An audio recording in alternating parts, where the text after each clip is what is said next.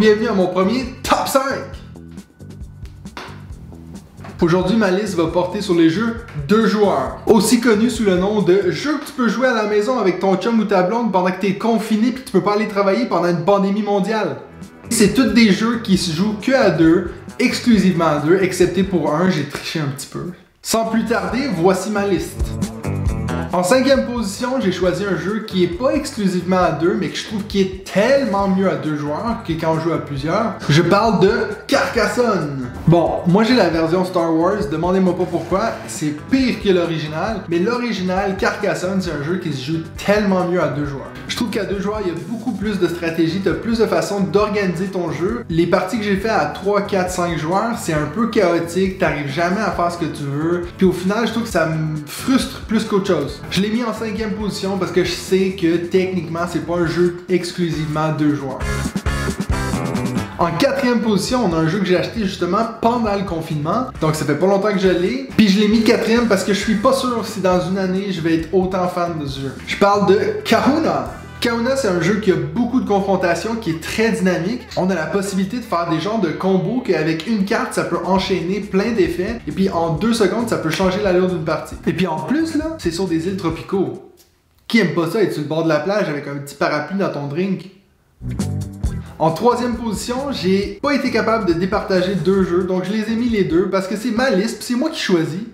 Donc Shotten Totten et Lost Cities. J'ai mis les 2 parce que c'est 2 jeux qui ont des éléments très similaires. On va jouer des cartes devant nous, puis notre adversaire va essayer de prendre ces cartes-là pour pas qu'on puisse faire notre objectif. Clairement, l'année passée, je vous aurais dit Shotten Totten en premier, mais là, depuis que j'ai joué beaucoup, récemment, j'ai découvert Lost Cities, et puis je pense qu'en ce moment, je préfère Lost Cities, mais qui sait dans une année où je serai?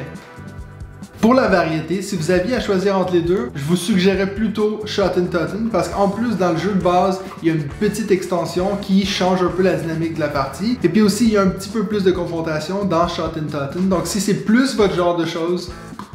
Mais comme j'ai dit personnellement en ce moment, je suis plus Lost City, je trouve qu'il y a plus de chances que tu puisses quand même faire ton objectif, même si ton adversaire essaie de te nuire, donc ça donne un peu plus de instinct de survie. Donc voilà pour ma 3e position, Shotten Totten et puis Lost Cities. En 2e position, c'est un jeu que j'ai dans ma collection depuis 4-5 ans. Ça doit être un de mes premiers 5 jeux que j'ai acheté, mais que malheureusement, j'ai pas en ce moment dans ma collection parce que je l'ai prêté à des amis. Donc, imaginez qu'il là. Patchwork. Pensez essentiellement Tetris en jeu de société. Je sais que si vous regardez l'image et puis vous regardez les petites tuiles, on pourrait penser que c'est un jeu pour enfants ou que c'est un jeu qui est très facile, mais détrompez-vous. Parce que Patchwork, vous allez voir, une fois que vous commencez à jouer, vous allez voir qu'il y a beaucoup d'éléments de stratégie. Chaque tuile que vous choisissez de prendre vont totalement changer l'allure de votre partie. Et puis, surtout quand on arrive vers la fin, vous allez voir que vous allez vraiment commencer à calculer vos points. Mais si je prends celle-ci, est-ce que ça va me donner plus de points? Si jamais, il y a aussi la version Patchwork Doodle qui joue de 1 à 6 joueurs. Mais je vous le conseille pas, ça n'amène rien de nouveau. Et puis la version 2 joueurs est tellement mieux. Petite mention honorable pour Jaipur. Jaipur, c'est un jeu que j'aime beaucoup, mais qu'à chaque fois que je joue avec quelqu'un, eux, ils aiment pas ça. Mais moi, je trouve que c'est le jeu parfait, qui prend 2 secondes à expliquer, facile à comprendre, qui a quand même de la stratégie, mais bizarrement, j'ai jamais eu de succès avec ce jeu, donc à vous de voir si vous voulez le tester. Et puis maintenant, pour le numéro 1, je pense que ce sera pas une surprise pour tout le monde qui est fan de jeux de société. C'est le king des jeux à 2, Seven Wonders Duel. Seven Wonders Duel, c'est un de mes jeux préférés ever. 2 joueurs, 3 joueurs, 4 joueurs, 5 joueurs confondus. Seven Wonders Duel, c'est un de mes jeux préférés. C'est incroyable comme d'une partie à l'autre, j'ai jamais la même stratégie, je fais jamais la même chose. Il y a tellement de façons de faire des points, de gagner, de trouver une façon d'éliminer ton adversaire. Je l'ai déjà depuis 2-3 ans et puis je me tanne jamais. J'ai même acheté une extension pour le jeu, mais je trouve quand même que le jeu de base est parfait comme il est, donc je le sors quasi jamais. Je vais amener ça plus loin et dire que Seven Wonders Duel est mieux que Seven Wonders normal. Tout ce que Seven Wonders fait de bien, Seven Wonders Duel le fait en mieux. Pour vous donner un exemple, je suis allé à un tournoi de Seven Wonders et puis je m'étais dit, c'est sûr que je vais gagner, je connais le jeu. Mais non, il y avait plein de monde qui jouait à ce jeu, puis je me suis fait démolir.